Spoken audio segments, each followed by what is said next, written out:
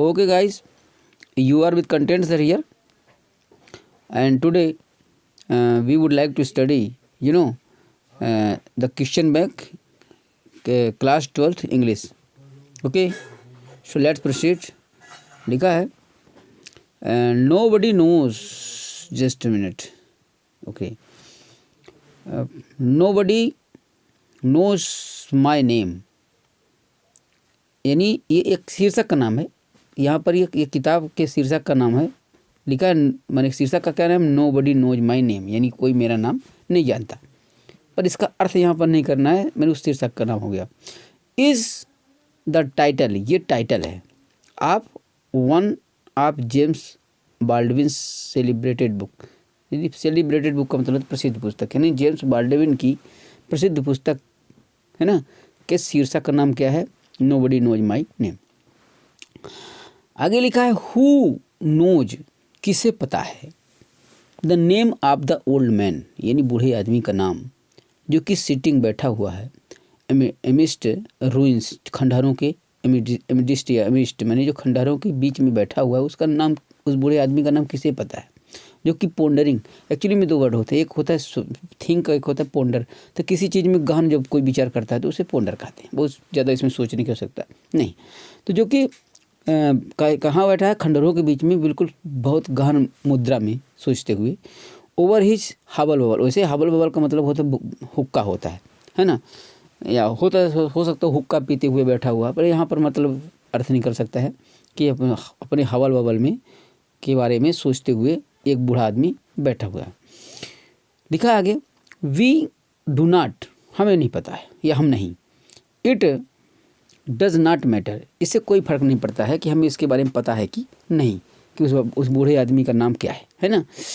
He is there like the north pole, लेकिन इतना confirm है कि वहाँ पर वैसे बैठा जैसे नॉर्थ पोल उत्तरी ध्रुव है ना, जैसे कोई माने पहाड़ हो कि स्थिर रहता है, ऐसे वो स्थिर है यार। तो ही इज़ देयर वहाँ पर है लाइक द नॉर्थ पोल की तरह। एवरेस्ट, अल्पस पर्वत है, एवरेस्ट है या नॉर्थ पोल है, वैसे वो भी वहाँ पर स्थिर है। बट विद वन डिफरेंस, लेकिन एक अंतर के साथ, विद माने साथ, वन डिफरेंस एक अंतर, लेकिन एक अंतर के साथ है। कौन सा अंतर है? एक्चुअली में the north pole, Everest and the Alps, जो नॉर्थ पोल है, एवरेस्ट और जो अल्पस पर्वत है, विल बी देयर, वहाँ पर वो हमेशा स्थित रहेंगे, है ना। When he is not there any more, लेकिन वह व्यक्ति वहाँ पर हमेशा के लिए नहीं रहेगा। भाई ये तो मैंने क्या पहाड़ पर है ना, तो इनकी तो ये तो वैसे भी कांस्टेंट है, स्थिर है, लेकिन वो व्यक्ति या तो मर जाएगा या तो वहाँ से चला जाएगा। कुल मेरे कहने मतलब ये है। कैन वी, यानी क्या हम सकते हैं, रियली, वास्तव में, से कहना, क्या हम वास्तव में कह सकते हैं, दिस में, क्या हम ऐसा वास्तव में कह सकते हैं कि ये माने एवरेस्ट ये सब चीज़ें स्थिर रहेंगी या वो वहाँ से चला जाएगा, ऐसा। Sorry. Dust do art and unto dust do return. Dust मतलब होता है धूल, है ना, डू यानी तुम, आर्ट माने कला, यानी तुम या जो मनुष्य है वो धूल की एक कला है, एक मिट्टी का पुतला है कुल मिलाकर के। And unto dust do return, और ये व्यक्ति जो है, मनुष्य जो है, तो फिर से मरने के बाद डस्ट में ही यानी मिट्टी में ही रिटर्न माने मिल जाता है, यानी ये माने मिट्टी से पैदा हुआ है ना, और मिट्टी में मरने के बाद मिल जाता है, बस इतना सा है। Was not spoken of the soul, लेकिन वास्तव में आत्मा के बारे में नहीं कहा गया है, क्योंकि ये आत्मा ना तो मिट्टी से पैदा नहीं हुई, ये शरीर मिट्टी से पैदा हुआ है ना। फिर आगे क्या लिखा, वी डू नॉट नो, हमें नहीं पता है, वेदर, अथवा हमें नहीं पता है कि द ओल्ड मैन सोल, जो बूढ़े आदमी की आत्मा है, वो विल गो मार्चिंग माने जाएगी, अनलाइक जॉन्स ब्राउन्स माने जॉन्स ब्राउन्स की आत्मा की तरह ये भी माने रन करेगी, है ना, कि नहीं, हमें ये बात पता अच्छे से पता नहीं है। वाइल, जबकि हिज बॉडी, उसका जो शरीर है, लाइज पड़ा है, मोल्डरिंग इन द ग्रेव, जबकि उसका जो शरीर है या तो मोल्डरिंग इन द ग्रेव माने या तो ग्रेव में, कब्र की तरफ में ढल जाएगा या ढल जाता है, अथवा बिकम एस, या तो राख, भाई जल जाएगा तो राख बन जाएगा, तो ड्रिवन बाय विंड, हवा के द्वारा उड़ा दिया जाएगा, जब राख बनेगा तो हवा के द्वारा उड़ जाएगा, अथवा is emerged in the water, अथवा पानी में घुल जाएगा। आगे लिखा है सच माने ऐसा, स्पेकुलेशन इज हजार्डस, इस प्रकार से जो स्पेकुलेशन है, स्पेकुलेशन का मतलब होता है मैंने कि कुल मिलाकर के सोचना किसी चीज़ के बारे में, ठीक है, या किसी अटकलें लगाना। तो इस प्रकार की जो अटकलें हैं, स्पेकुलेशन हैं, वो बहुत ही हजार्डस हैं, माने बहुत ही खतरनाक है। अ सोल्स ट्रिप, एक आत्मा की जो यात्रा होती है, कैन टेक वन माने एक व्यक्ति को ले जाती है to the treacherous soul, treacherous मतलब घातक, सोल माने होता है तट, यानी घातक तट की तरफ ले जाती है। अब मेटाफिजिक्स माने तत्वमीमांसा, माने तत्वमीमांसा की माने घातक तट की ओर ले जाती है, वेयर जहाँ पर there is no S R no, जहाँ पर कोई हाँ या नहीं होता है। हु एम आई, मैं कौन हूँ, आस्क टैगोर, आस्क पूछा, टैगोर माने टैगोर जी ने, ऑफ द राइजिंग सन, उगते हुए सूर्य से, इन द फर्स्ट डान, जो कि पहली सूर्य की किरण होती है, उससे उन्होंने पूछा कि मैं कौन हूँ। अब ही जलाई अपनी ज़िंदगी की पहली किरण से उन्होंने जो सूर्य की जो की तरह मैंने उनकी जो ज़िंदगी की पहली किरण थी, उससे उन्होंने पूछा कि मैं कौन हूँ। ही रिसीव्ड नो आंसर, और लेकिन उनको कोई उत्तर मिला नहीं। ही रिसीव्ड, हुआ प्राप्त किया, नो आंसर, कोई, लेकिन उनको उत्तर नहीं मिला। एक बार इसको थोड़ा एक बार फिर से देख लेते हैं, आनंद नहीं आया। हु एम आई, मैं कौन हूँ, आस्क्ड टैगोर, टैगोर ने पूछा, अब द राइजिंग सन, उगते हुए सूर्य से, in the first dawn of his life, अपनी ज़िंदगी की पहली प्रभात थी, है ना, उसके उगते हुए सूर्य से उन्होंने पूछा कि मैं कौन हूँ। And he received no answer, उन्हें कोई उत्तर नहीं मिला। फिर आगे लिखा है हु एम आई, मैं कौन हूँ। ही आस्क्ड, उन्होंने फिर से पूछा, किससे, द सेटिंग सन, डूबते हुए सूर्य से, इन द लास्ट ट्विलाइट, जब अंतिम ट्विलाइट गोधूली होती है, उसके क्या कहना चाहिए, ऑफ हिज लाइफ, अपनी ज़िंदगी की अंतिम क्षणों की, मैंने इसको बोले गोधूली, है ना, तो यह डूबते हुए सूर्य से उन्होंने पूछा कि मैं कौन हूँ। ही रिसीव्ड नो आंसर, और तब भी उनको कोई उत्तर नहीं मिला। We are no longer on solid ground with dust, है ना, which we can feel on our hands. We are no longer, हम ज़्यादा समय तक नहीं, ऑन सॉलिड ग्राउंड, हम ज़्यादा समय तक नहीं, माने हम ज़्यादा समय तक ठोस ज़मीन में नहीं हैं, विद डस्ट, है ना, धूल के ठोस ज़मीन में नहीं है, विच वी कैन फील, जिसे हम अनुभव कर सकते हैं अपने हाथों पे, ऑन आवर हैंड्स, माने जिस धूल को हम हाथों से अनुभव कर सकते हैं, है ना, उसकी बनी हुई ठोस ज़मीन पर हम नहीं हैं कुल मिलाकर के। स्कैटर, जो कि फैला दी जाती है, ऑन द विंड, हवा में, अथवा वेट, गीली हो जाती है, विद द वाटर, पानी से, to turn it into mud, जो कि बाद में कीचड़ भी बन सकती है, यानी हम उस धूल के ठोस ज़मीन में नहीं हैं, यानी कुल मिलाकर हमारा कोई ठोस अस्तित्व नहीं है कुल मिलाकर। फॉर, क्योंकि दिस मच इज श्योर, ये तो बिल्कुल निश्चित है दैट कि इन द एंड, अंत में ठीक है, व्हेन, जब लाइफ्स सीजलेस लेबर, जब लाइफ्स मैंने ज़िंदगी का सीजलेस लेबर ग्रिंड्स, है ना, यानी जो जीवन है अनवरत श्रम रुक जाता है, ठीक है, टू क्या लिखा है, when life's ceaseless labour grinds to halt, मैंने जब जीवन का अनवरत श्रम रुक जाता है, एंड मैंस मीट्स डेथ, और जो मनुष्य है वो जब मृत्यु को प्राप्त होता है, मैंस मनुष्य, मीट डेथ, मृत्यु को प्राप्त होता है, द ब्रदर ऑफ स्लीप, यानी निद्रा का भाई, हिज बॉडी, उसका जो शरीर है, बरीड, तो उसको क्या कर दिया जाता है, या तो बरीड दबा दिया जाता है, गाड़ दिया जाता है, तो बर्न्ट जला दिया जाता है ना, पर दोनों ही स्थिति में बिकम डस्ट, वो धूल बन जाता है उसका शरीर। इन द फॉर्म ऑफ डस्ट, धूल के रूप में ही लिप्स रहता है ना।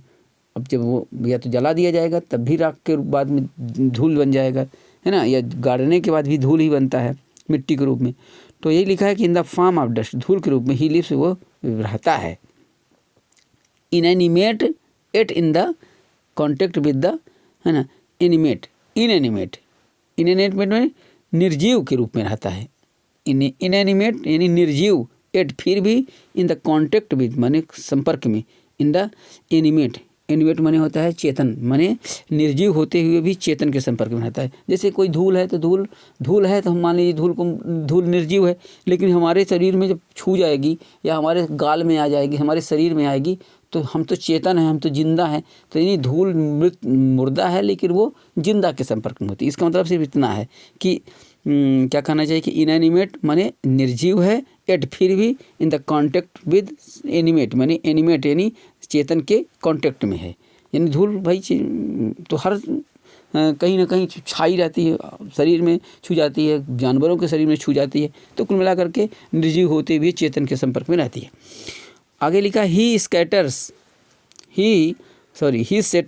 ऑन फाइल्स, और ये जो धूल है यहाँ ही लिखा हुआ है, यानी वो मनुष्य के माने जो शरीर है वही जो मरा मनुष्य और उसकी जो मिट्टी बनी है ना, तो उस मिट्टी को ही यहाँ पर यानी ही माने रूप मान कर प्रोनाउन फॉर्म में लिया गया है कि ही सेटल, वो सेटल हो जाता है, तय हो जाता है, स्थित हो जाता है ऑन फाइल्स।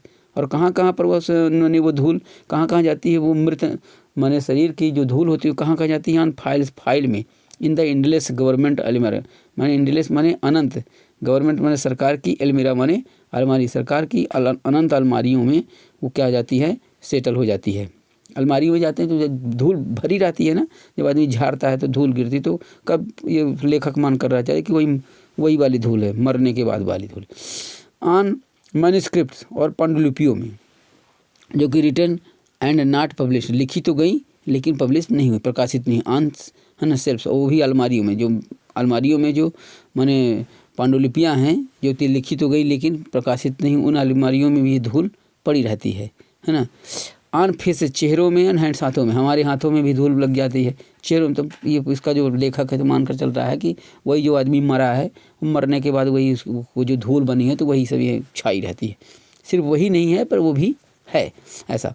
ही बिकम्स है ना यूबिक्यूटियस, और ही माने वह कौन, वो जो व्यक्ति की जो मरने के बाद जो धूल हो जाती है, उसके शरीर जो धूल में परिणित हो जाता है, वो यूबिक्यूटियस हो जाता है, यानी व्यापक हो जाता है। ऑल परसवेसिव, पूरी तरह से व्यापक हो जाता है। समटाइम्स, कभी कभी, स्नीकिंग है ना, even into the hermetically sealed chambers, और क्या लिखा है, एक मिनट, हाँ,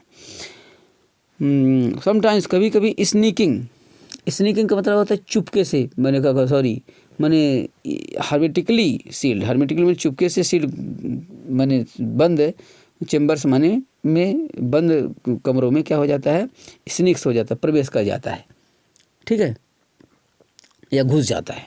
तो पूरे मतलब क्या हो गया कि ही बिकम्स यूबिक्यूटियस, वह यूबिक्यूटियस हो जाता है, व्यापक हो जाता है। ऑल परवेसिव, पूरी तरह से व्यापक हो जाता है। और समटाइम्स, कभी कभी, स्नीकिंग, घुस जाता है। Even into the hermetically sealed chambers, hermetically sealed chambers माने चुपके से माने बंद कमरों में, भाई बंद कमरों में भी धूल तो छा जाती है ना, तो ऐसा, ठीक है। तो मान रहता है कभी कभी माने बंद कमरों में भी ये धूल आ जाती है ऐसा चुप्पे से। व्हाट इज द डिफरेंस, क्या अंतर है, between old man and the north pole, Everest and the Alps, ठीक है। यानी अंतर क्या है माने बूढ़े आदमी में और नॉर्थ पोल, एवरेस्ट और अल्पस में, ये पूछ रहा कि अंतर क्या है। तो ये इसका आंसर होगा, ये होगा, बाकी पढ़ते रहिए। दे remain while he will soon become dust, वो माने बने रहेंगे बल्कि जबकि ही विल, कौन, ये माने वो लिखा है ना, ऊपर लिखा है कि माने अल्पस ये सब बने रहेंगे, जबकि जो मनुष्य है वो कुल मिलाकर मर जाएगा। तो ये लिखा है कि they remain while he will soon become dust, सही है। Next one, question number 2, what according to the passage के अनुसार हैपेंस माने होता है टू द पर्सन, व्यक्ति के साथ, व्यक्ति की आत्मा के साथ, आफ्टर डेथ माने मृत्यु के बाद व्यक्ति की आत्मा के साथ क्या होगा, है ना ऐसा। तो इसका it is dangerous to guess, माने ये अनुमान लगाना खतरनाक है। बाकी पढ़ते रहिएगा इसको। Third one, which of the following statement is true, माने कौन सा स्टेटमेंट सही है, ठीक है। यही, the rising sun did not tell Tagore who he was, माने राइजिंग सन ने भी ये नहीं बताया कि माने टैगोर कौन थे, ठीक है। थर्ड नंबर होगा। फोर्थ नंबर, व्हाट हैपेंस, क्या होता है, ओके, व्हाट हैपेंस, क्या होता है टू द मैन, मनुष्य को, आफ्टर ही बिकम्स डस्ट, जब वो धूल बन जाता है तो माने मनुष्य के साथ क्या होता है, ठीक है। तो जब धूल बन जाता है तो he becomes all pervasive as dust, तो वो पूरी तरह से धूल के रूप में व्यापक हो जाता, परवेसिव हो जाता है। उसमें लिखा है, ऊपर दिया हुआ है ना, जो भी हमने पढ़ाया है। ठीक, तो नंबर में क्या लिया, व्हाट फिगर स्पीच, कौन सा फिगर ऑफ स्पीच यूज किया गया है ना, द ब्रदर ऑफ स्लीप, है ना, तो इसमें मेटाफर यूज किया गया है। ठीक है, तो इस प्रकार से हमने जो है तो ये क्वेश्चन बैंक का 4th वीडियो कंप्लीट कर लिया है। इसके ठीक बाद इसका 5वां वीडियो हम शुरू करेंगे। Okay, till then best of luck, thank you.